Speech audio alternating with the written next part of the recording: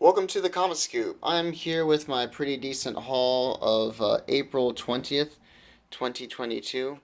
And what better way to start off what happens to be Adolf Hitler's birthday with a Captain America story? This one is properly titled Captain America, Issue 0. So this is a one-shot featuring both Sam Wilson and Steve Rogers. And I got this really awesome wraparound cover done by Mark Brooks here. It's got just about everyone on there. Let me tuck in my other comics to not. Right. There we go. Alright, there's not too much to stare at. But I really love this cover a lot. It has all the classic characters you'd want there and more. And so we have Dr. Zola here, and that's essentially this like who centers this issue. Um, the two Caps are facing off against Dr. Zola, who has taken over this town with all his bots, and he's threatening to basically transform everyone into dinosaurs. But the Captain Americas are not having it. So it's pretty good. The way it started off strong, and I was thinking like, okay, it'll just fight Zola for a bit, and it'll get into something else. But no, this entire issue is both Sam and Steve fighting on the different mechanisms that Zola is possessing separately. So we get to see both of them take him out on their own, which is a pretty neat part. Up until when they obviously have to join forces together to officially defeat the enemy. So yeah, this was cool. It leads into what will flesh out more of their own issues, which they'll be returning in the next couple months. They have little banners here. Yeah, so Sam Wilson next month will be in Captain America: System of Truth, and Steve is the month afterwards in June for Sentinel of Liberty. So we'll see what those are like. Now, continuing with the theme of the release dates of these, for it being April 20th or 420, there's a different type of celebration, and so Image Comics released this Secret History of the War on Weed, which this was actually a real fantastic and fun read. It's basically got like, your generic all-American Rambo type guy, and he's hired on by Nancy Reagan to start the war on marijuana. It's an interesting parody on some kind of true facts and history of our country. But we follow this character, and he goes to a farm to burn all the pot growing in California, and then he essentially kind of turns sides and then ends up fighting for them. Well, yeah, this was a whole lot of fun. Very over the top. We got all these like assassin characters who are just like completely ridiculous. Yeah, it was a good time. Definitely check this out if you're in for a good laugh. Now I'm gonna jump right into AWA Upshot because I have a couple of finales here. Now, let's see. Number 5 for Crimson Cage. We have followed the main wrestler who is playing our Hamlet here, Chuck Frenzy, all the way to his championship by murdering the previous champion and murdering all his friends along the way to ensure the safety of his title. Now, this is kind of like everyone's getting their retribution here, and his wife ends up overcompensating her suplex and crushes herself with an opponent, instantly dies. Chuck forces them to continue the show because he's about to go and defend his belt on Kroll here, who Chuck Frenzy in the last issue murdered this guy's wife and child, thinking that he was home. But yeah, they have this really great fight, and in between parts, there's like this shadowy figure, the one who Chuck Frenzy made a deal with, commentating and let me see, telling the facts of life.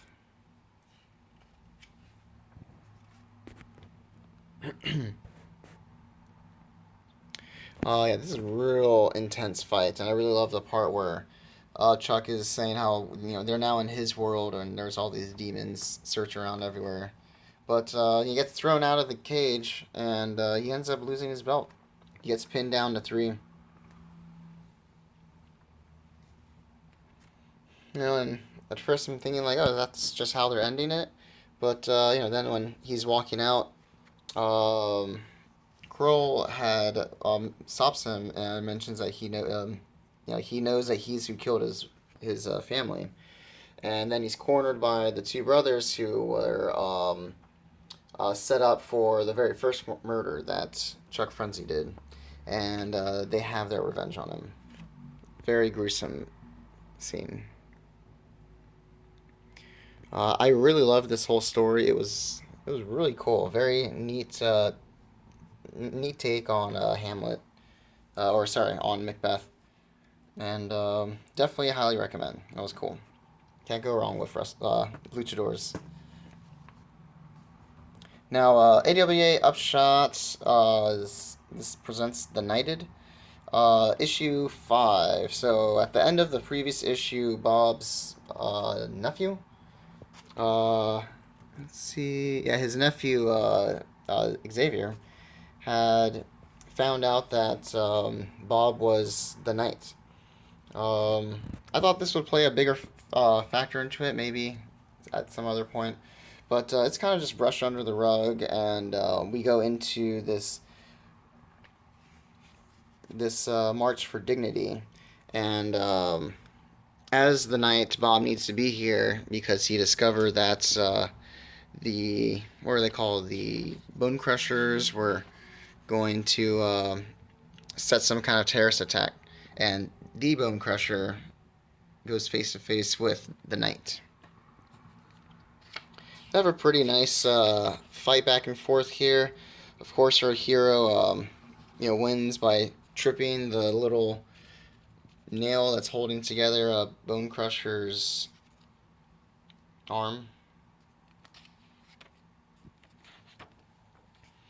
And Bob really picks up on his own from here. He decides to leave his girlfriend, not fiance, I guess, and just try to do his own thing. He decides to stick with being the knight, wants to grow more, and then ends on the great cliffhanger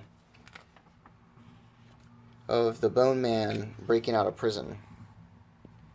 And then we see this guy watching from afar, and I'm pretty sure this might be who the original knight was. But we'll see. End of volume 1, it says, so there's definitely more to come.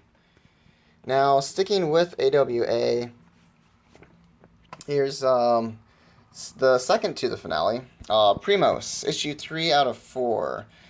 Here's the variant cover featuring all three of the cousins, which what's pretty nice about that is this is the first issue that all three of them are finally there together. So they pick up their third cousin, and she's not convinced of the craziness of what's going on here with the ancient Mayan uncle coming to this time period with his other brother who's trying to destroy the world, basically, and they have to stop him. Our main character is also trying to find his younger brother, and they find the third the third cousin, and because she's having a hard time swallowing this, they give her her special weapons that are powered with her own chi, basically, and she soups up. The three of them together all are now at the top peak of their powers because they kind of feed off each other like a battery. And they make their way to confront some cartel members that had kidnapped the sister, Gina's sister. Gina is the third cousin. They're able to find her, but got the upper hand's gone on them, and we meet that the leader of this cartel is actually Javier's brother, Javier being the second cousin. So I'm really curious to see how that's going to come out, but I don't know. One more issue left, and it doesn't really seem like the right place to end it, but I guess we'll have to see where it goes. Alright, so we're jumping into Slumber number 2, coming out of Image Comics. Really love this cover A. Now, I forgot his name is the detective from the first issue, who we leave off. He seems to become possessed by whatever dream demon is affecting people or causing people to murder. I really love that. And it starts off with him in a dream, and he's being followed by this hag, kind of like the traditional sleep paralysis demon. He believes he's being possessed, and when he wakes up, he finds in his refrigerator all these body parts. And that was no dream. So he investigates into the dream eater, or see Stedman's name. Well, the main character, Stedman, is then being hounded down by this detective, so she can work whatever it is that she does, since her profession is essentially to go into people's dreams and kill their nightmares. But I guess just as like some beat cop, he doesn't really understand how this works, and they kind of sort of break it down to him. But also, it is still fantasy, so in the descriptions they are a little vague with some things, which is kind of fun. But we now come to the part where they both know of this night demon, and from what I've been picking up, she is responsible for the death of Cyril's sister.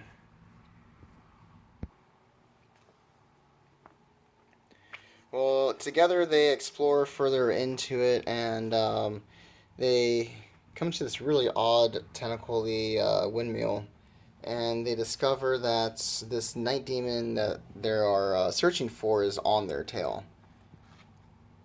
Welcome, Dream Eater. Yeah, Dream Eater. That's what they call Stenson. It was a really cool story. Definitely my top pick. Alright, so we're going to move into Marvel Comics right now. This is Hulk number 6. The Titan emerges. I got the standard cover A here, as well as the Geoff Shaw spoiler cover featuring the Titan.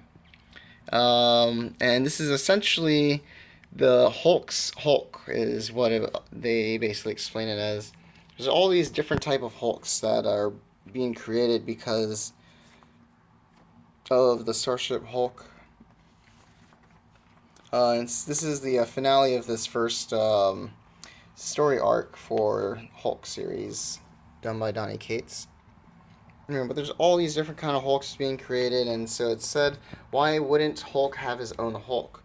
And as that's being narrated, this Titan is created, and it's definitely properly named, for it's a Goliath of a creature. This is a really neat story. Need to flesh out some more of the arc with was it issues 3 and 4 I hadn't caught. But yeah, I love the artwork in there. Look at that. This was really neat. They fight. The Hulk is trying to catch on to Bruce, and he welcomes him home here. They're kind of like in their own world.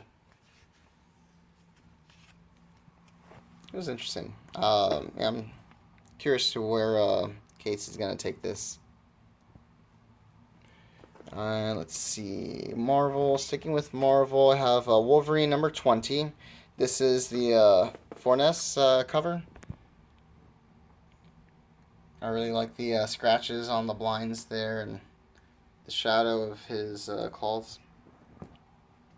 This issue was pretty fun. So I believe this might be the first issue of this series of Wolverine to feature Deadpool. But Deadpool basically hijacks the comic, and it's all in his perspective, his narration. There's even like a little joke here at one point where he makes a little jab that this is now his comic. Yeah, right here. Um, yeah. I'm an Omega level mutant, and this issue is actually a number one because from now on the title is Deadpool and Wolverine. Yeah, definitely fun. A lot of people absolutely love Deadpool, so if you're a fan, definitely check out Wolverine 20. All right, let's see. Going into Ablaze Comics with Animal Castle. I had just read this a moment ago, and this was actually such a great read. I've been really liking this series in general, but this issue especially. And here's the variant cover that I got, which I like a lot. Has this very beautiful, flowery tree with Miss B and her kittens curled up reading a book on this beautiful spring day. And what I absolutely love about this is the contrast of right now in the story.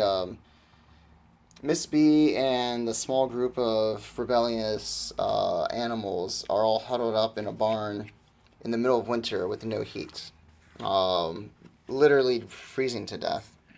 So we have one of the goats walk off to try to get some wood on their own and break the oath of not paying for wood and also not using it.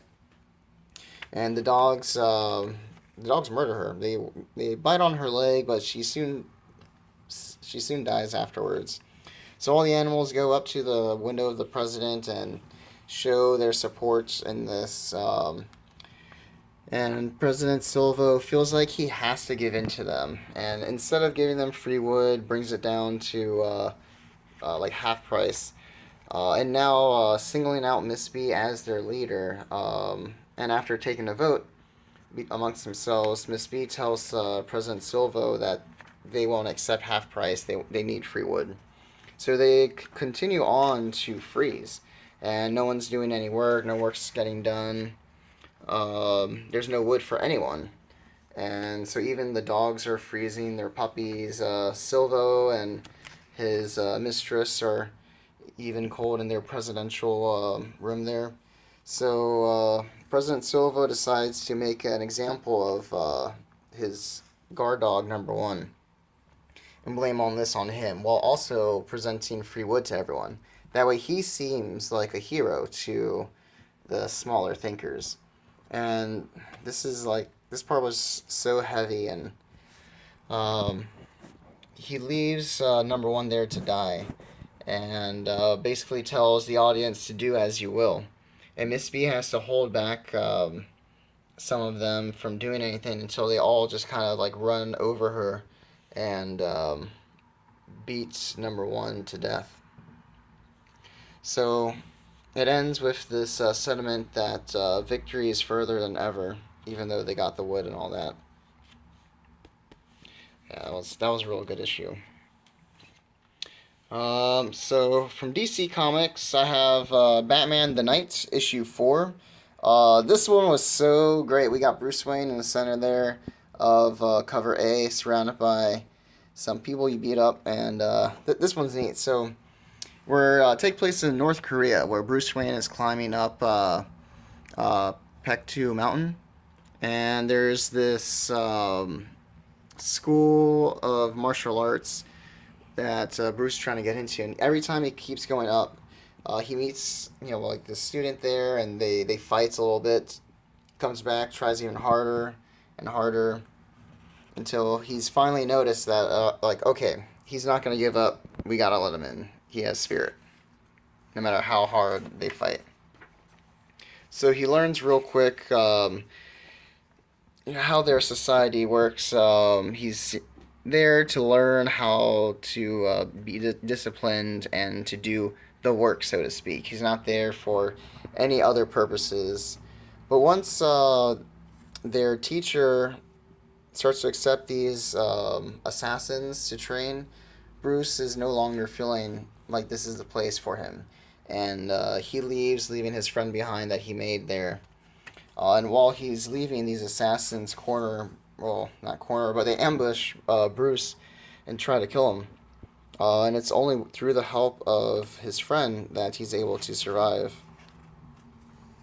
So he's starting to think that maybe this isn't a singular focus, and it's something he can do with a partner.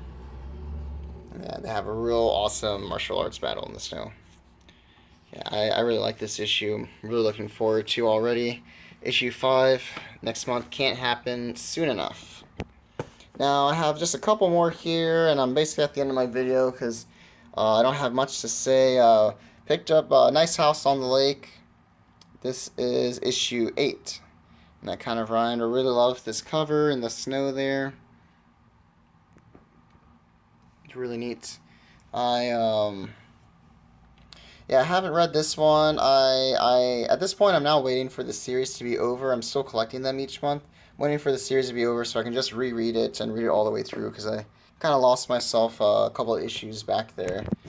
And then there was issue 29 of Ice Cream Man. I absolutely loved this cover within a cover within a cover within a cover within a cover. Yeah, that was really great. This one I had started reading and actually put it down for now. Was turning up to be like a nice issue. It has to do with grief. This man's like lost a good friend of his, and basically just talking about the funeral of the bartender there, and yeah. So I'll read this one a little later, but it definitely seemed like a real nice issue.